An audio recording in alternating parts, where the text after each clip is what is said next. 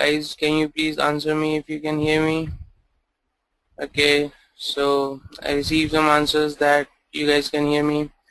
Okay friends, so we at EduPristine welcomes you to this webinar on FRM tips. This webinar will mainly talk about steps to follow to prepare well for the FRM exam. Okay, so do let me know if I'm going fast or slow. I'll try to answer all questions. In case any questions is unaddressed, you can always email us and we will revert back with answers. So don't worry, we will answer all your questions. Before I get started, quick outlook on EduPristine.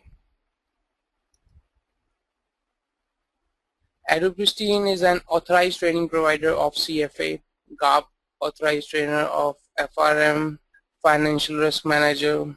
EduPristine is also authorized training provider of FPSP India and Premia for PRM and APRM. These are some of the key associations of EduPristine. We have conducted a lot of trainings at EY, Bank of America, financial modeling at JP Morgan, and various other big names. Not only big organizations, the institutes of the world have been trained by EduPristine on financial modeling and other financial stuff. We have global online presence and existing classroom presence at Singapore, Middle East, USA, and India. So today's topic, FRM tips. Now before we start, look on what kind of question marking strategy we have for the exam. Now this webinar is for exam level 1, so FRM level 1. So as you all know, we have 100 questions in total and the exam goes for 4 hours. So there is no break in between. So approximately 2.4 minutes for each question. Now many says this is not sufficient time, but believe me, if you have good knowledge of the concepts, it's more than sufficient. And I gave this exam, then I completed the exam in 2.5 hours because the questions are so straightforward that if you know the concept, you can quickly answer them. During the exam, solve paper in any order. So there is no foundation or condition that you have to solve in some particular order. You can solve paper in any order. Okay, you can solve whatever topic you want to solve first. So if you are comfortable in quants, you can go with quants first. If you are comfortable in FMP, you can go with FMP first. Now the questions are not given topic wise, though you could understand, okay, these 10 questions relates to quantitative and these 10 questions relate to FMP, but there is no border that you can say, okay, from here we are starting VAR or from here we are starting quant. So questions are not given topic wise, but keep in mind you have to clear each of the sections separately. Now each of the sections separately means while preparation you cannot leave any topic. So you have to prepare all the topics. If you are weak at a particular topic, you have to give extra effort for that topic because you have to clear all the sections separately. Now the best thing is there is no negative marking.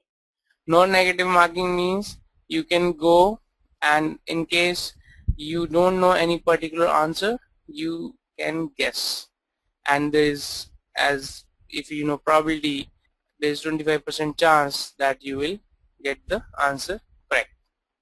Now there is one thing called intelligent guessing. Go for intelligent guessing. Now intelligent guessing is nothing but means that you can, rather than just blindly guessing, you can go for some removal of the answers first. Let's say you have 4 options, okay, so you can try to see what options cannot be the answers. Okay, so let's say if you are able to remove 2 options, you are left with 2 options, and now your chance of getting the correct answer is 50%. Earlier it was 25%. I'll give you one example. Now this example also goes for the thing that you can save time. Now can you please read this question? Now this question says Alan bought a futures contract on a commodity on the New York Commodity Exchange. on June 1. The futures price was USD 500 per unit and the contract size was 100 units per contract. Alan set up a margin account with initial margin of USD 2000 per contract and the maintenance margin of USD 1000 per contract. The futures price of commodity varied as shown below. What was the balance in Alan's margin account at the end of the day? Let's assume you know the concept of initial margin, maintenance margin and variation margin, but you do not know how to calculate them. Okay, so basically you know a bit about the concept but not everything. So first thing, you can guess blindly. You have 25% of chance that you'll get the correct answer. But second thing is, you can go for intelligent guessing. You can see what can be the answer or cannot be the answer without solving the question.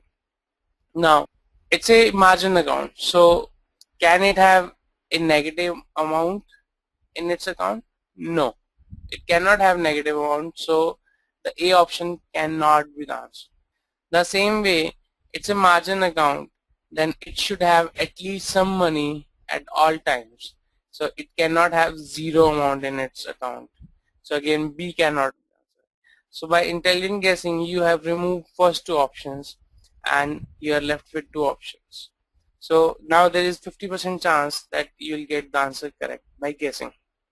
Now if you read it carefully, it says the maintenance margin is $1,000 per contract. So if you know the definition of maintenance margin, then you can go one step further, that maintenance margin is the margin, the amount you should have in your account at all times. That's a minimum amount you should have. In case you have lesser than this, you'll get a margin call and you have to refill your account.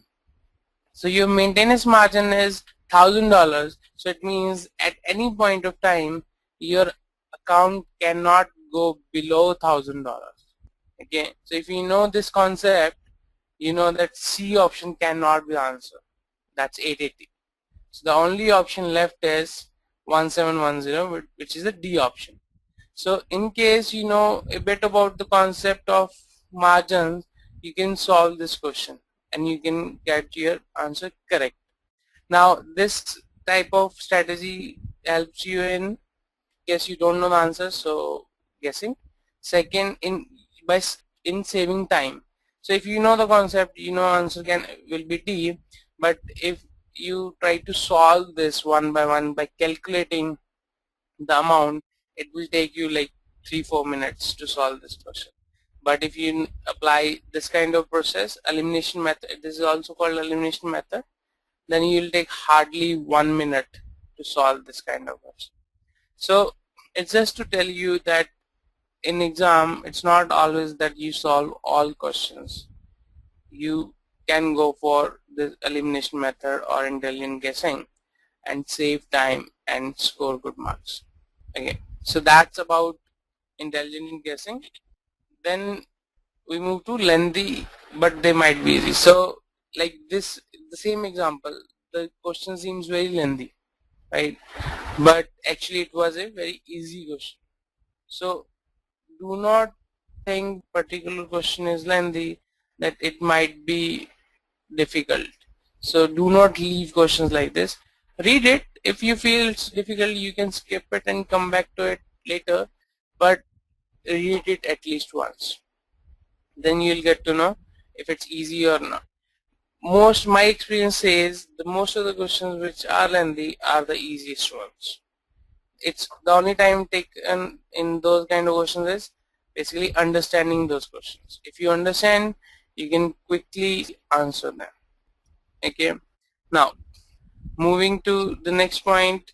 Now many students, or even I, used to have this problem that I used to solve all questions and answer at the end of the exam, but that's actually a wrong way of doing it.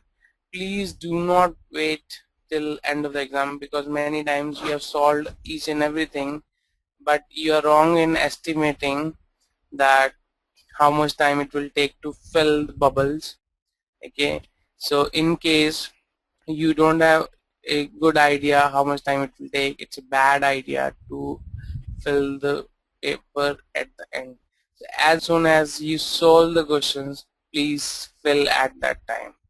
Please fill at that time. It will save you much time, because I've seen people who have solved everything, but while they are filling the answer sheet, time is over and they have lost everything.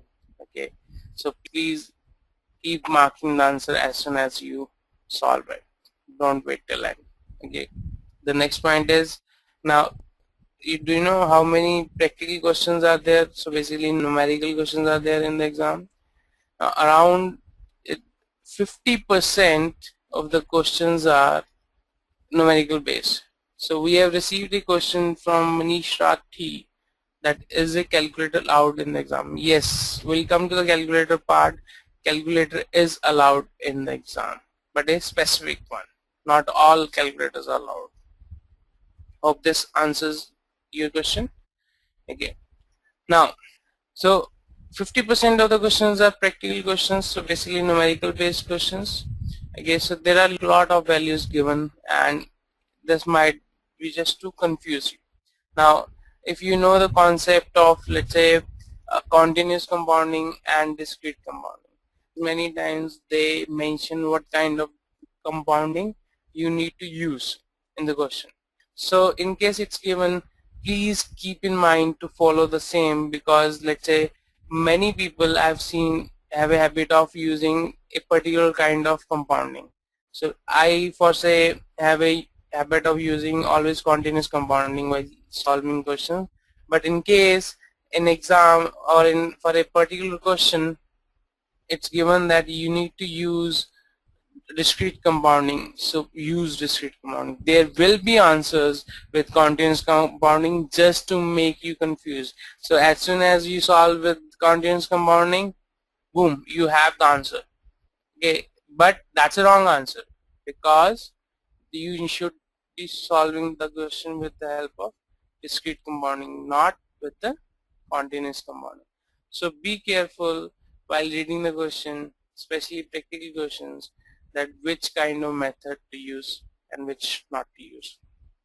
Now, as you can solve the paper in any order, please solve the topic according to your confidence. If you are confident in solving quants, please solve the quant first. It will boost your confidence. Okay, so it will give you a kick, right? So in many times I have felt that if my start of the paper is good, then everything goes good. But if my start is bad, then everything will go bad. Now, so please always go for what you know the best.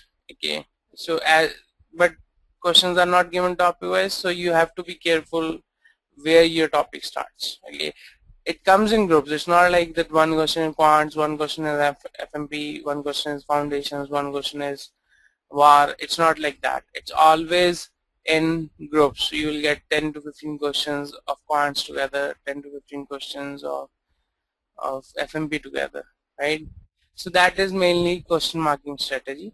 Then moving to the next part, exam structure, that I have mentioned here many times, topic name. Now you all know that there are 4 broad topics in FRM1.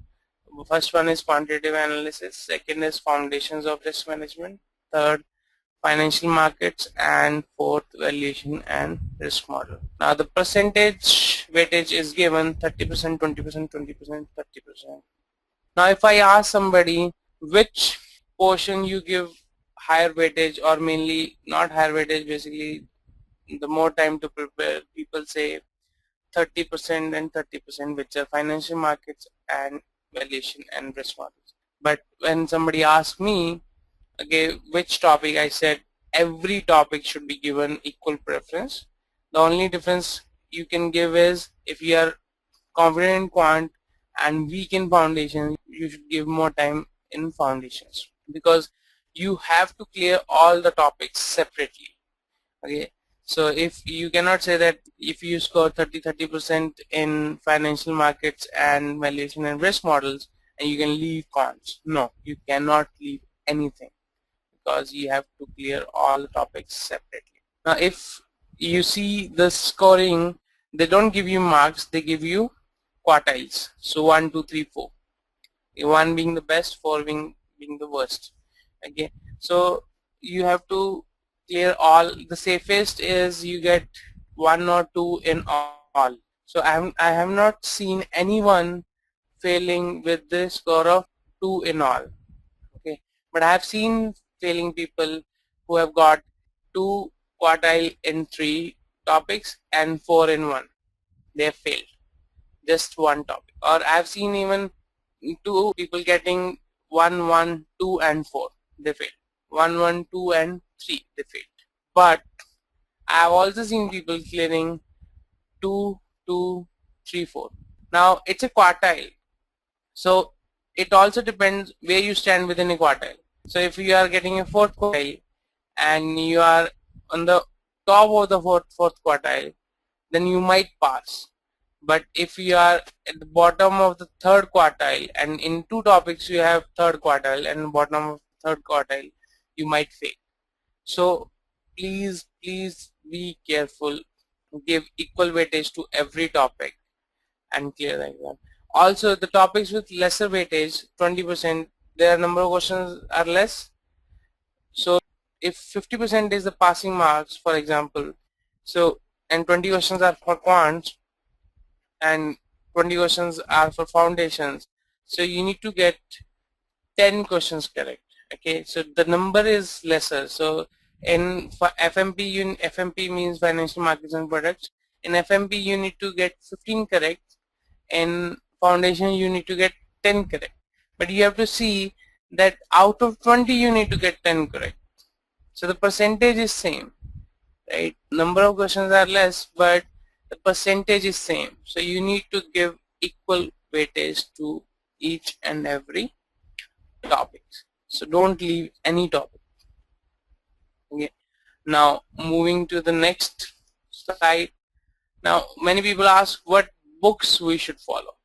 Now the most common available books are GARP core study books and then Philip Zorin. Now the GARP core study books are provided by GARP only. Okay, so if you don't have any background of finance and you are going to prepare for FRM, then these are the best books you can follow. But in case you have some background of finance and you have some knowledge of the topics, then you'll get bored while reading these books, because these books go so deep that you explains one line thing in 10 lines, so you don't need that. Okay, so in case you don't know anything, then go for this, otherwise go for something else. We'll discuss what can be that something else. Then second is Philip Zorin. Philip Zorin is a handbook for FRM exam. It contains level 1 and level 2 both, but when you read a particular chapter, at the bottom of that chapter it's always written it's for level 1 or it's for level 2, because if you know, prior to 2009 there was only one exam. So Philip Zorin, there is only one book. Post 2009 now there are 2 levels. Again, just for your knowledge, you can give both the exam together also. So in the morning you can give level 1, in the evening, in the afternoon basically you can give the level 2, but your level 2 exam will be only checked in case you clear level 1. So if you fail level 1, your exam 2 or level 2 will not be checked. Okay, so Philip Zorin is a must. Must means it's not because the way it explains, no, it's because it has all previous exam questions topic wise. Topic wise means if you are covering, let's say, futures, then you'll get questions for futures. If you have completed the topic on options, you'll get questions on options. So if you want to prepare topic wise, then Philip Zorin is a must, because it also gives you an idea what kind of questions you can expect from a particular topic, because you have a topic, then question, you have topic, then questions. Okay, so that's Philip Zorin. The third thing is GARP previous exam questions. Now you can get in from the market GARP previous exam papers. Now till 2007 GARP used to publish their exam papers whatever they had. So till 2007 you can get the exact exam papers available in the market, but post 2007 GARP stopped giving the exam papers. They started with new thing which was sample papers. So before the exam, to every candidate they will give a sample paper, that what kind of questions you can expect in the exam. Okay, so in these previous exam papers till 2007 you'll get the question papers, but post 2007 you'll get those sample papers. Okay, that's a good way to practice once you complete all your syllabus and try to solve all kind of questions. So just to see where you stand. Okay, so it will help you in judging yourself that where you stand, because you will be solving the questions which were there in the exam and the kind of question you can expect in the exam. So these three things are a must, but in case you know a little stuff, or you don't know anything means anything, then you need some extra preparation tools which we'll discuss at the end of the webinar. Then we have strategy. What strategy to follow? Now once you complete the topics from these resources or any other resources, please practice papers which are sent by GARP. We just discussed what sample papers provided by GARP. So please practice those papers. Analyze the paper 2-3 times. Try to solve it. In case you are not able to solve a particular question, please analyze the paper. Try doing each question minimum twice. Why I'm saying this? Because many times it is believed that questions are repeated. The questions are repeated, or the concept in the question is repeated, only changing the language. So if it's a conceptual question, the question is repeated by just changing the wording, but many times the numerical questions are repeated by changing the values. So if you have solved this practice paper, and even 1 or 2 questions comes in the exam, it's worth doing it, right? So please do not forget to practice paper 2013. You can get the old papers also, old sample papers also, just to practice. Okay, now many people know about the concept of flashcards, or many people know about the concept of visualize FRM. Now what is visualize FRM? Visualize FRM is like this, that in 5 minutes you can revise the whole topic. Now you can buy these kind of things from the market, or you can make it by your own. So please either buy this or make it on your own, because it's very helpful. Why? Because once you have gone through the topic, you will get to understand everything by practicing more. Now if you travel to work, or if you like have walking or anything, like you are not sitting and studying, you can carry these things with you and have a quick look. The more you look, the better it is for you. You will get to know each and everything, and it will be in your brain. So please either make this by yourself or buy from the market. It will be very helpful. Try it, believe me, this is the best thing you can have. Okay, because it will save, you will not get to know the time you spend on this, because you will be reading these visualize FRM during the, let's say, train ride or going to office, like these things, and you will be preparing yourself. Please buy this or have this on your, or prepare this by yourself. So this is just an example of hedging futures and forwards. Okay, then there are important topics, so please do not focus only on these topics. Please go for each and every topic, because you need to clear all the topics separately. But just for your knowledge, that these mentioned topics: hedging, delta gamma hedging, portfolio variance, CAPM. So many times there are simple questions solving beta or alpha, Jensen's alpha, AWMA, basis risk, VAR, duration. So you can expect at least one question out of these topics. Normal distribution, many times you can expect 2 to 3 questions on, or many times 4 questions on normal distribution. Okay, so these topics are very important, but everything is important in FRM. So please do not leave any topic. Now, while preparing, once you complete the syllabus, go through the formulas and revise from the visualized FRM. So this is just last week's strategy. So when we reach last week, do not try to discuss new topics. Do not try new topics. Instead, just focus on the material that you have referred. Work on the topic. Yes, if in case you haven't touched any topic, please go at least once through that topic. It will help you in the exam. Okay. Now, one thing we missed is about the calculator, as 50% of the questions I said are numerical based. So please practice using calculator. So there are 3 kind of calculators which are allowed in the exam. So 3, what you know is, one is HP12C, second it's Texas, and there's Texas Professional.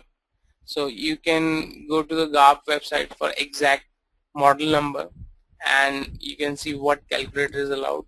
Please check the batteries are okay. Many people go for take 2 calculators. Many people take calculator plus batteries, because in case your batteries goes bad, then you lose everything, because many questions you cannot solve without calculator, or if you try to solve them, it will take you like 10 to 15 minutes solving one question, and with calculator you can solve this in 1 minute.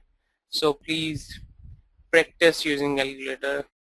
Do not use scientific calculator, because I've seen many of us have a habit of using, or we are used to using scientific calculators, but these are financial calculators. Their use is different than scientific calculator. So please practice using the calculator. It will help you during the exam. Okay. Then, so before the exam, please take your calculator with you, at least 4 pencils and 1 eraser. Now, they actually don't ask, tells you not to bring the eraser. There's no restriction on bringing the eraser, but they discourage you to use eraser. How? In case there are 4 bubbles, A, B, C, D. Let's say you answer B, so you have filled B, but later you realize that you has wrongly calculated the question. Answer should be C, not B. So traditionally in different exams, what we do is we erase B and we fill C, but in FRM they discourage you to erase the answer. They say, okay, you have filled B, fine, fill C also. So now you have filled B and C. Okay, now then along with A, B, C, D, there is a box, and you can write there C, the final answer. So if you fill only one bubble, let's say B, they will consider B is the final answer. If you fill more than one answers, let's say B and C, then you have to write what is your final answer. So if you don't write, they will not check this, because you have filled multiple times B and C. But if you fill that answer will be your final answer. So you have filled B and C and you write C is your final answer. But they specifically ask you not to use eraser. So it's better not to use eraser. Also, please do not take pens with you. Why I'm saying this? Because in case by mistake you use pen on your answer sheet or on your question paper, they will not check your paper. So I've seen live example. One of my students, he was so good at everything, but he didn't clear the exam on the first time. Why? Because in the question paper he filled his name with pen, not with pencil. So if you fill with pen, or if you use pen anywhere, they will not evaluate your paper. So do not take pen with you, just take pencils with you. Okay, please, it's a kind of request that please take care of this point of not using pen. Now many times there are instructors during the exam, they instruct for these things, but I have seen they instruct after people have used pens. Okay, so just take pencils and eraser with you, so there's no chance of using pen. Then definitely you have to take exam hall card and your ID proof, so preferably take passport. Okay, so that was about the tips. Now in case you are weak in the topics, we have EduPristine has launched a 6-day financial modeling masterclass in US, Middle East, Singapore and India, where we will be covering these 6 topics day wise, day 1, day 2, day 3. So it's a 8-hour class per day. So we will be covering each and everything which is required for FRM exam. So there will be, you'll get access to our online recordings also, so in case you don't understand anything in a particular topic and you forgot to ask the instructor, so you'll get the access to online recordings so you can go and watch a particular topic. So these recordings will be in downloadable format. You'll also given access, online access to all the materials 24/7. You will also get access to EduPristine forums where you can directly interact with the other students and faculty. So in case you have any doubts, you can post your queries in the forum and get it answered within 24 hours. So this is the master class we have launched in US, Middle East mainly. So in case you join in this week, by the weekend you'll get additional 10% off. You have to just email our team that you have attended this webinar. Okay guys, so in case our team will be contacting you with the details in case you have any doubts regarding the webinar or regarding the course we have launched, or in case you have any suggestions for future webinars, do let us know. We are trying to launch free webinars series and we will be covering different topics on FRM and CFA. So your suggestions will be appreciated. So in case you have any doubts, you can ask me or you can always email us. So any questions guys? So I have a question from Christos that about the calculator, that can they take, basically it's a repeat question, that can they take a different version than mentioned. I say no, because they have particularly mentioned what model number you can carry with you.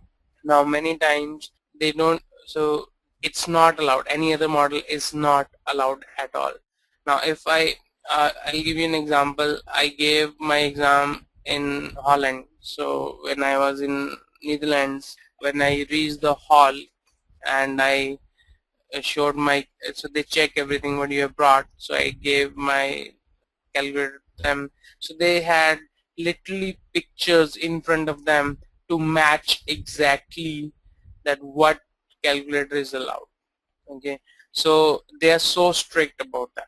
So in case, so it should not happen that you have just written a label of the Texas calculator.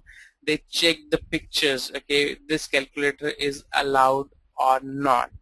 So please practice and carry only the calculators which are mentioned on GARP website. Any other questions guys? Anything you want to ask?